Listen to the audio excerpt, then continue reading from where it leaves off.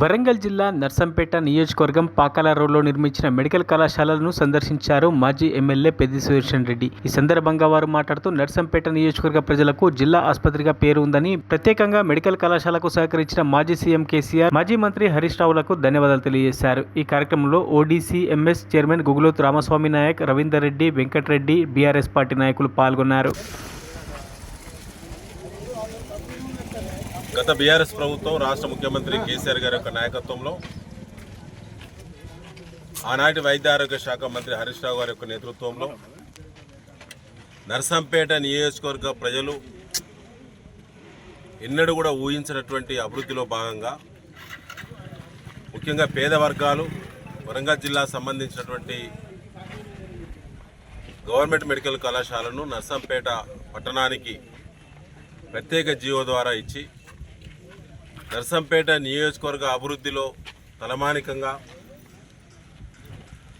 గొప్ప అవకాశం కల్పించినటువంటి కేసీఆర్ గారు వారు ఆనాడు ఇచ్చినటువంటి అవకాశాన్ని గత శాసనసభ్యుడిగా స్థానిక నాయకత్వం యొక్క సహకారంతో ల్యాండ్ సేకరణ చేసి ముందస్తు చూపుతో, ముందస్తు ఆలోచనతో, దూరదృష్టితో, విజనరీ థింకింగ్తో నర్సంపేటలో మెడికల్ కళాశాల రావడానికి బీఆర్ఎస్ పార్టీ కృషి చేసిన విషయం నియోజకవర్గ ప్రజలకు తెలుసు.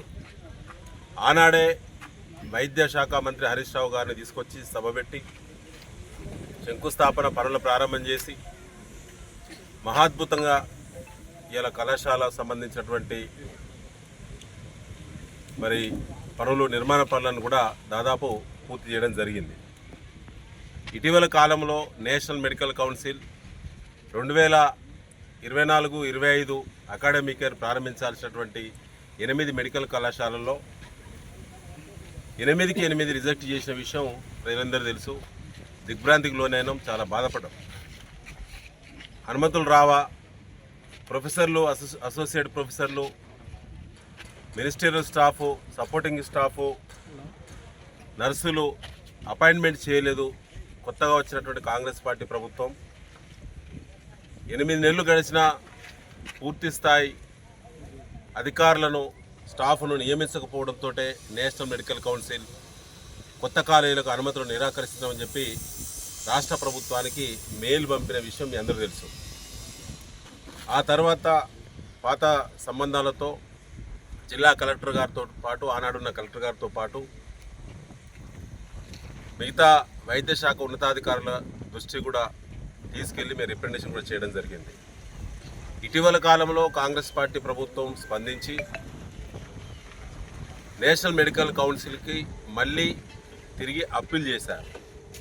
ఏ కాలేజీలో ఏ లొసుగులు అయితే ఉన్నాయో నేషనల్ మెడికల్ కౌన్సిల్ పారామీటర్స్ సమీక్షించినప్పుడు ఏ లోటు ద్వారా ఈ 8 కాలేజీలు రిజెక్ట్ చేయబడిందో దానికి సంబంధించినటువంటి కమిట్మెంటు తెలంగాణ ఇప్పటి ప్రభుత్వం కూడా కమిట్మెంట్ ఇచ్చింది నేషనల్ మెడికల్ కౌన్సిల్.